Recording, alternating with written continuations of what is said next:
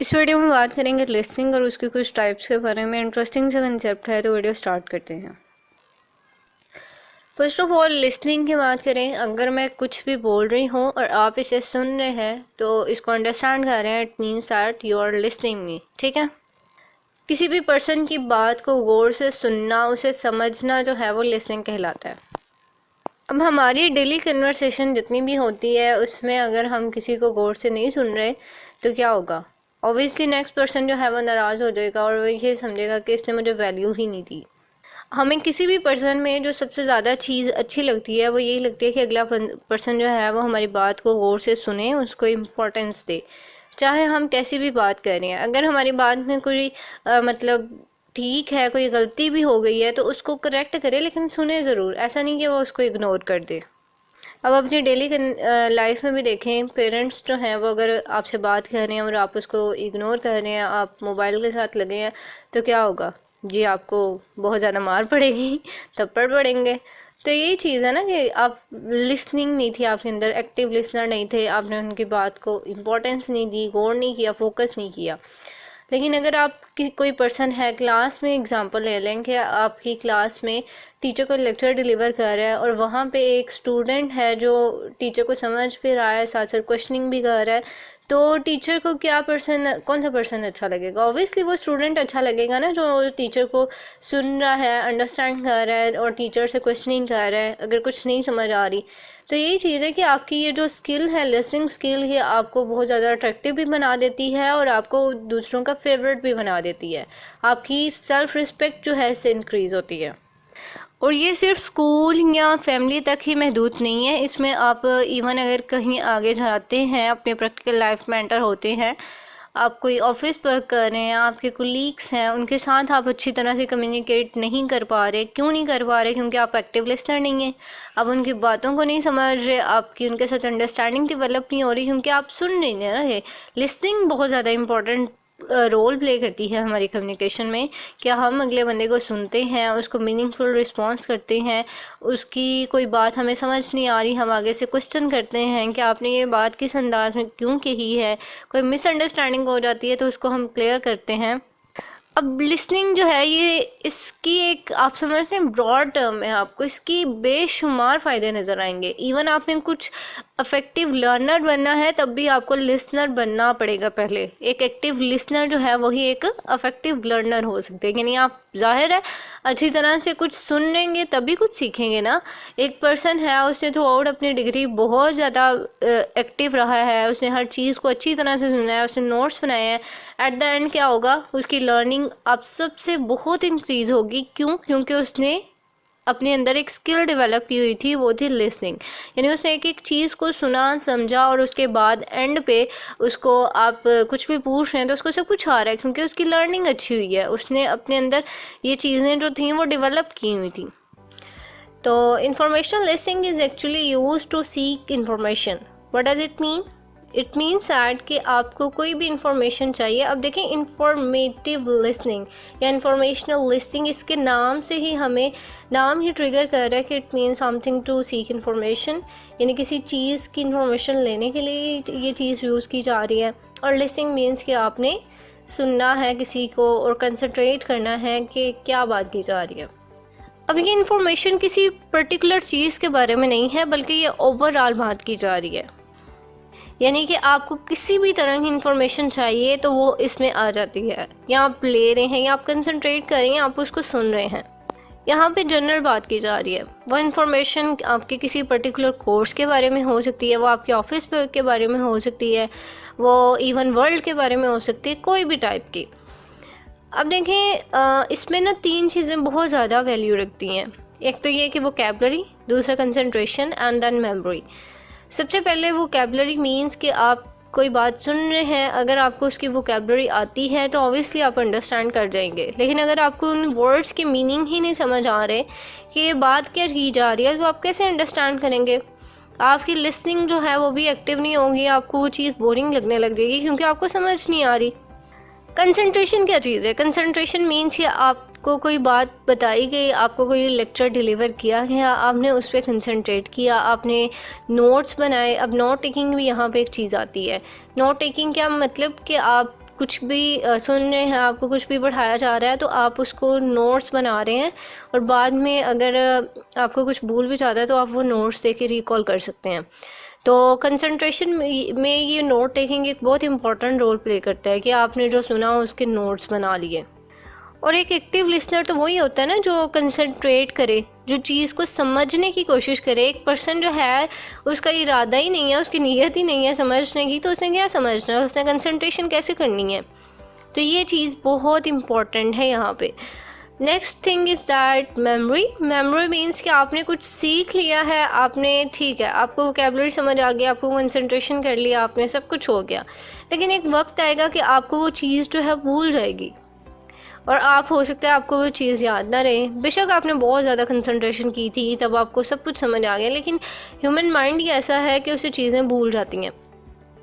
तो ये चीज़ है कि आपने उसको मेमोराइज़ भी करना है। आपकी यहाँ पे मेमोरी स्किल भी देखी जाएगी कि आपने उसको कितना किया। तो इसके लिए मैंने आपको बताया था नोट टेकिंग एक बहुत अच्छा टूल है, वो आप यूज़ कर सकते हैं।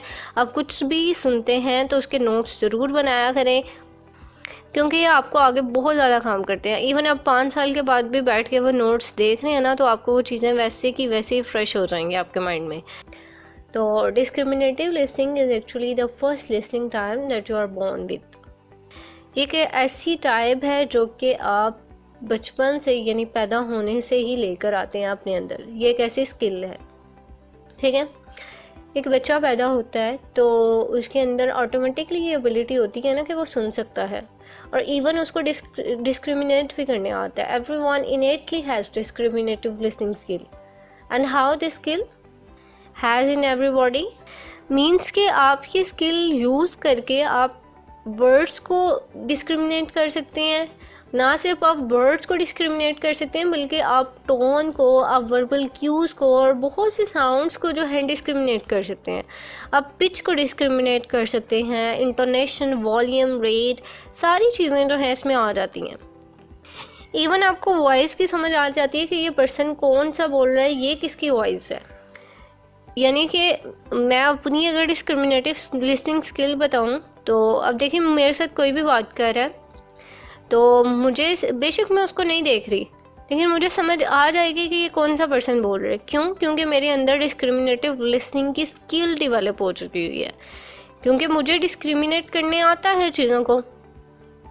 और ये सिर्फ मुझे ही नहीं आता, बल्कि हर पर्सन के अंदर ये स्किल लाजमी होती है कि उसको साउंड्स को डिस्क्रिमिनेट करने आता है।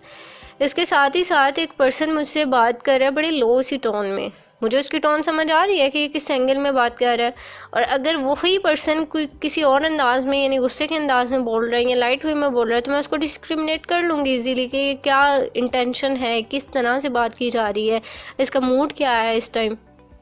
इसी तरह मेल और फीमेल के वॉइस मुझे डिस्क्रिमिनेट करने आती है। मुझे स्ट्रेस और इंटोनेशंस के बारे में पता है। अगर कोई पर्सन बात करते करते पॉज ले रहा है, ये सारी चीज़ें जो है ना, ये डिस्क्रिमिनेटिव लिसनिंग में आ जाती हैं। और जैसे कि मैंने आपको बताया था कि डिस्क्रिमिनेटिव लिसनिंग स्किल जो है वो हमारे साथ जो यानी पैदा होते ही हमारे अंदर ये ऑटोमेटिकली डेवलप होती है कुदरती तौर पे। तो अगर हम बेबीज़ की बात करेंगे वो किस तरह से इस चीज़ को लेते हैं, तो देखिए अगर कोई बेबी है उसके सामने अगर आप बड़े हैप्पी मूड में आप उससे बात करें, बड़ी अम्यूजिंग सी टोन है आपकी, तो क्या करेगा बच्चा? स्माइल करेगा, लॉफ करेगा। और आप उसकी ये स्माइल और लॉफ किस तरह से आया? क्योंकि आपने उसके साथ बड़े प्यार से बात की। अब एक बच्चे के साथ आप गुस्से से बात कर रहे हैं, उसे डांट रहे हैं, तो बच्चा रोने लग जाएगा, क्योंकि उससे पता है ना कि आप उसको लिसनिंग, उसकी डिस्क्रिमिनेटिव लिसनिंग स्किल उसके अंदर डेवलप है, उसको चीज़ों को डिस्क्रिमिनेट करने आता है। इवन कि वो बोल नहीं सकता, लेकिन फिर भी उससे चीज़ों को डिस्क्रिमिनेट करने आ जाता है, क्योंकि वो डिफरेंट वॉइसेस को रिकॉग्नाइज कर लेता है। अब इवन ऐसे होता है कि बेबीज़ को ना पता होता है कि ये मेरी माँ की आवाज़ है, क्योंकि सबसे ज़्यादा अटैचमेंट जो है बेबीज़ की किसके साथ होती है? माँ के साथ होती है। तो वो बच्चे जो हैं अगर उनके साथ माँ की आवाज़ आ रही है तो उन्होंने फ़ौरन उधर को भागना है कि ये मेरी मामा बोल रही है। अगर कोई और बोल रहा है तो उससे दूर हो जाएंगे। तो ये चीज़ें जो हैं ये होती है डिस्क्रिमिनेटिव स्किल। अब ये सिर्फ बच्चों में ही नहीं होती, हर पर्सन के अंदर होती है। जो मेन चीज़ें हैं यहाँ पे वो हैं कि ability to hear, then awareness of sound structure, then integration. यानी सबसे पहले आपके अंदर ये है कि एबिलिटी होनी चाहिए सुनने की, देन आपको अंदर अवेयरनेस होनी चाहिए साउंड स्ट्रक्चर की, देन आप उसको अंडरस्टैंड कर सकते हैं। अब रिलेशनशिप लिसनिंग जो है, इसमें 2 वर्ड्स यूज़ हुए हैं, एक तो रिलेशनशिप देन लिसनिंग। अब ये कंसेप्ट इस तरह से लिया जाएगा कि हमने देखना है कि एक लिसनिंग स्किल रिलेशनशिप में क्या इम्पोर्टेंट रोल प्ले करती है, या किस तरह से आपकी लिसनिंग स्किल आपके रिलेशनशिप को स्ट्रॉन्ग बनाती है। अब किसी तरह का भी रिलेशनशिप हो सकता है, आपके फ्रेंड्स के साथ हो सकता है, आपकी कोलीग्स के साथ हो सकता है, आपके पेरेंट्स के साथ हो सकता है, आपके रिलेटिव्स के साथ, किसी भी तरह का रिलेशनशिप यहाँ हम बात कर रहे हैं। फ़र्स्ट ऑफ़ ऑल एक चीज़ रिलेशनशिप में ये होता है कि आप अगले पर्सन को सुन रहे हो, इसको सपोर्ट कर रहे हो। अगर आप किसी को सुन रहे हो ना, तो अगले पर्सन को बहुत अच्छा फ़ील होता है कि आप उसकी बातों को सुन रहे हो, आप उसकी बातों को वैल्यू दे रहे हो। इसमें 3 चीज़ें बहुत ही इंपॉर्टेंट रोल प्ले करती हैं। First of all attending, then supporting and then empathising. आपने एक पर्सन को पहले अटेंड किया, फिर आपने उसकी बात सुनी, आपने उसको सपोर्ट किया, देन एम्पैथाइज़ किया जी। तो क्या इसमें हम एग्ज़ाम्पल लेते हैं कि लेट्स सपोज कि मेरी कोई कोलीग है, वो आज बहुत ज़्यादा अपसेट है। अब मुझे ऐसा फ़ील हो रहा है कि इसके साथ कुछ गलत हुआ है या कोई प्रॉब्लम है इसकी लाइफ में, कुछ ना कुछ है जो आज इसका बिहेवियर चेंज है। अब मैंने क्या करना है, उसे अटेंड करना है, मैंने उसको अटेंशन देनी है अपनी। मैंने पहले उसके पास जाना है, मैंने उससे पूछना है, फिर मैंने उससे कहना है कि यार तुम आज उस तरह से नहीं हो जैसे तुम पहले होती हो, तो अगर तुम्हारे साथ कोई प्रॉब्लम है तो मुझसे शेयर कर सकती हो। मैं उसको मतलब ये चीज़ फ़ील करवा रही हूँ कि मुझे उसके साथ सिंपैथी है, मुझे उसके साथ मतलब आप कह सकती हैं कि एम्पैथाइज़ कर रही हूँ मैं उसे।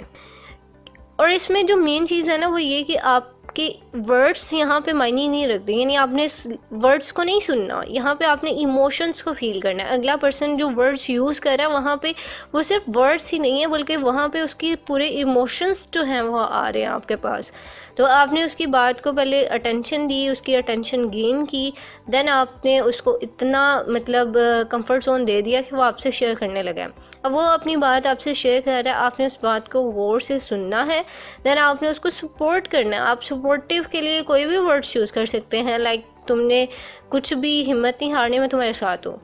एक पर्सन जो है अगर कुछ भी फील कर रहा है ना, अगर आप उसे सिर्फ इतना कह देते हैं ना कि मैं तुम्हारे साथ हूँ, तो वो बेशक आप उसके साथ ना दें, लेकिन ये वर्ड्स जो हैं ये बहुत मायने रखते हैं अगले बंदे के लिए। देन आप उसे एम्पैथाइज़ कर रहे हैं। एम्पैथाइज़ कैसे कर सकते हैं? आप बस एक पल को सोचें कि ये जो सिचुएशन इस पर्सन पर आई है, अगर मेरे पे आए तो क्या हो, या मैं अगर इस सिचुएशन से गुजरूँ तो मुझ पे क्या गुजरे। बस यही चीज़ आपने अपने माइंड में रख के उसके साथ बात करनी है, उसकी चीज़ों को सुनना है, और ये चीज़ें आपके रिलेशनशिप को बहुत ज़्यादा स्ट्रॉन्ग करेंगी। मैंने पहले भी बताया हुआ है कि लिसनिंग जो है ना, इसको कभी भी एक छोटी सी स्किल ना समझिएगा, ये बहुत बड़ी स्किल है, और लाइफ में आपको सक्सेसफुल बनाने के लिए इस स्किल से बड़ा कोई चीज़ हो ही नहीं सकती, मुझे ये लगता है। तो sympathetic listening is actually driven by emotion. What does it mean? It means that कि आप के अंदर ये जो स्किल है ना, ये जो सिंपैथेटिक लिसनिंग की स्किल है, ये आपको आपके अंदर एक इमोशन ड्राइव करती है। आपने इस चीज़ को जो भी सुनना है, आपने इमोशनल होकर सुनना है। अगर आप सिर्फ वर्ड्स पर रिलाई करेंगे, आपके अंदर कोई इमोशंस नहीं आ रहे, आपके अंदर उस तरह की फीलिंग्स नहीं आ रही, देन ये आपके अंदर ये स्किल डेवलप नहीं हो सकती। क्योंकि आपके अंदर ये स्किल इस तरह से डेवलप होती है, अगर आप किसी पर्सन को देख रहे हैं, आपको उसको देख के ही अंदाज़ा हो गया है कि इस पर्सन के साथ कुछ रॉन्ग है, कुछ गलत है। यानी ये या तो अपसेट है, या इसकी लाइफ में कोई प्रॉब्लम चल रही है, या कुछ ना कुछ इसके साथ हुआ है। तो अब वो आप उसके पास जाएंगे, आप उसे कहेंगे कि तुम अपनी प्रॉब्लम उससे शेयर करो, आप उसे ये यकीन दिलाएंगे कि आप उसकी बात सुन के, आप उसके साथ हमदर्दी है आपको, तो फिर वो पर्सन आपके साथ बात शेयर कर रहा है। अब आपने वो बात सिर्फ सुनी है, अगर आप सुन रहे हैं तो आप इग्नोर कर देंगे सिर्फ मेयरली अगर आपने सुनी है। लेकिन अगर आपके अंदर वो इमोशंस आए हैं, आपने अपने आप को उसकी जगह पर रख कर देखा है, या आपने ये फील किया अगर मैं इसकी जगह होता तो मेरे साथ क्या होता, या मैं कितना फ्रस्ट्रेटेड होता इस टाइम, तो फिर आपके अंदर इमोशंस आए हैं, आप इमोशनल हो गए हैं, आपने फिर उसके साथ सिंपैथाइज़ करना शुरू कर दिया, आपके अंदर सिंपैथी आ गई है उसके लिए। अब सिंपथेटिक लिसनिंग बहुत ही ज़्यादा इम्पॉर्टेंट है अगर आपने किसी के साथ बहुत डीपर रिलेशनशिप बनाना है अपनी लाइफ में, या आपकी रिलेशनशिप्स को बहुत स्ट्रॉन्ग करती है ये लिसनिंग स्किल। और इस तरह से आपकी वैल्यू बहुत ज़्यादा हो जाती है, लोग आपकी तरफ बहुत ज़्यादा अट्रैक्ट होने लग जाते हैं, लोगों को आपके साथ बहुत ज़्यादा हमदर्दी होती है, रिस्पेक्ट करते हैं, क्योंकि आप लोगों की रिस्पेक्ट करते हैं ना, आप लोगों के साथ सिंपथाइज हैं, आप लोगों की चीज़ों को फ़ील करते हैं, उनकी पेन को फ़ील करते हैं। और जैसे कि मैंने बताया था कि ये जो लिसनिंग स्किल है ये दो चीज़ों पर बेस करती है, फीलिंग्स एंड इमोशंस, यानी कि आपके अंदर ये चीज़ें अगर हैं तो आप ये चीज़ जो है वो फील कर सकते हैं। लेट्स सपोज कि अगर मेरी कोई फ्रेंड है, मैंने उसे देखा है, कहीं पे देखा है और मुझे वो बहुत ज़्यादा अपसेट लग रही है, मैं क्या करूँगी? मैं डिसाइड करूँगी कि मुझे इसके पास जाना है, मुझे इसकी बात सुननी है, ठीक है। मैं अब उसके पास गई हूँ, मैंने उसकी बात सुनी है और मुझे एकदम से ऐसे लगा कि यार अगर मेरी लाइफ में ये चीज़ हो तो मेरे पर क्या गुजरे, जिस तरह से जिस सिचुएशन से ये गुजरी है, अगर मैं इस सिचुएशन से गुजरूँ तो मेरा क्या हाल हो। ऑब्वियसली मेरा भी बहुत बुरा हाल हो। और मैं सिर्फ यही चीज़ मेरे माइंड में आते ही मैंने उसके साथ बहुत ज़्यादा सिंपैथी शो करना शुरू कर दी है। और मैं मतलब उस चीज़ को मैंने नोटिस किया है कि वो कितनी ज़्यादा फ्रस्ट्रेटेड है। और जब मैंने सिंपैथी शो की है तो मैंने उसे सपोर्ट करना शुरू कर दिया है, ये तुम टेंशन ना लो, मैं तुम्हारे साथ हूँ और इंशाल्लाह सब कुछ ठीक हो जाएगा। इस तरह से चीज़ें जो है मैं लेके चल रही हूँ, तो ऑब्वियसली नेक्स्ट पर्सन जो है वो भी काफ़ी हद तक रिलैक्स फील करेगा और उसके अंदर मेरे लिए बहुत ज़्यादा सिंपैथी आएगी कि इस पर्सन ने मुझे इस टाइम पर सपोर्ट किया है। तो ये स्किल्स जो हैं अपनी लाइफ में ज़रूर डेवलप किया करें ताकि आपके रिलेशनशिप स्ट्रॉन्ग हों और बहुत ज़्यादा इसका बेनिफिट भी है। अब इससे पहले हमने जितनी भी टाइप्स डिस्कस की हैं उनमें हमने देखा था कि हम लिसनिंग कर रहे हैं, एक चीज़ को सुन रहे हैं बस। लेकिन क्रिटिकल लिसनिंग मीन्स कि आप चीज़ों को बड़ी क्रिटिकली देख रहे हैं। ऐसा नहीं कि जो आपसे कहा गया है आप उसने सुना है और सीधा सीधा आप उसके मुताबिक रिएक्ट कर रहे हैं। यहाँ पे बात ये की जा रही है कि अगर आपने कुछ सुना है तो आपने उसके आगे क्वेश्चंस रेज करना शुरू कर दिए, like what is being sad, how is it being sad, does it have an emotional appeal, does the speaker use convincing argument. क्या मतलब कि अगर किसी ने कोई बात की है तो क्या कही है, अगर कही है तो किस अंदाज में कही है, कैसे कही है, ठीक है। और जो बात कही गई है उसमें इमोशनल अपील है या नहीं है, यानी जो स्पीकर बात कर रहा है वो कन्विंसिंग आर्गूमेंट यूज़ कर रहा है या नहीं कर रहा। यानी कि आपने कुछ सुना है तो आपने उस पर क्वेश्चंस रेज करना शुरू कर दिए, आपने ऑब्जेक्शंस करना शुरू कर दिए। लेट्स सपोज कि आप समझ लें कि आपको कोई टीचर ही पढ़ा रहा है और आप कह रहे हैं कि इस टीचर ने बात तो की है लेकिन इसके अंदर मतलब कन्विंसिंग आर्गूमेंट्स नहीं है। आपने बात को सुना और आपने उस पर ऑब्जेक्शन कर दिया कि मुझे ये बात जो है इस तरह से समझ नहीं आ रही कि इसके ऊपर कोई जस्टिफिकेशन लेकर आए। यानी आपने चीज़ों को बड़ी क्रिटिकली सी लिया ना, आपने चीज़ को बस पिक नहीं किया, आपने उस पर ऑब्जेक्शंस भी किए हैं, आपने डिफरेंट क्वेश्चंस रेज किए हैं कि ये बात ऐसे है तो क्यों है। यानी कि एक ब्रॉडर पिक्चर यहाँ पे आएगी। अब आपने जो कुछ भी सुना है आपने उसको अपनी प्रीवियस नॉलेज के साथ कंपेयर करना शुरू कर दिया कि मैंने पहले तो कुछ और सुन रखा था, अब ये कुछ और है। इसमें ना एरिस्टोटल के कुछ कंसेप्ट भी आते हैं, जैसे एथोस, लोगोस, पैथोस, सुना तो होगा इसके बारे में आपने। एथोस मीन यानी कि इस्टेब्लिशिंग क्रेडिबिलिटी, यानी कि why should people listen to you. आपने किसी को सुनने हैं तो आप क्वेश्चन रेज करेंगे मुझे इसे क्यों सुनना चाहिए। Next thing logos, logos means यानी कि लॉजिकल आर्गूमेंट, अगर कोई बात कर रहा है तो उसके में लॉजिकल आर्गूमेंट्स हैं या नहीं हैं। पैथोस मीन्स इमोशनल अपील, यानी वो जो बात कही गई, जैसे मैंने पहले क्वेश्चन रेज किए थे स्टार्ट में, वही चीज़ जो है वो एरिस्टोटल का कंसेप्ट था। तो क्रिटिकल लिसनिंग में ये कंसेप्ट भी हमारा आ जाता है। अब क्रिटिकल लिसनिंग जो है प्रॉब्लम सॉल्विंग के लिए भी यूज़ होती है। अगर आप कोई बात सुन रहे हैं और उसमें क्वेश्चन मतलब कोई प्रॉब्लम आ गई है तो आप अपनी ये स्किल जो है इसको यूटिलाइज़ करके बहुत सी चीज़ों के सलूशन भी निकाल सकते हैं। तो ये था लिसनिंग और उसकी कुछ इंपॉर्टेंट टाइप्स। आई होप कि आपको क्लियर होंगी। लेकिन अगर इससे रिगार्डिंग आपका कोई क्वेश्चन है, कुछ वेब शेयर करना चाहते हैं तो आप मुझे कमेंट सेक्शन में बताएं। अपना और अपने प्यारों का बहुत सा ख्याल रखिएगा। बहुत शुक्रिया।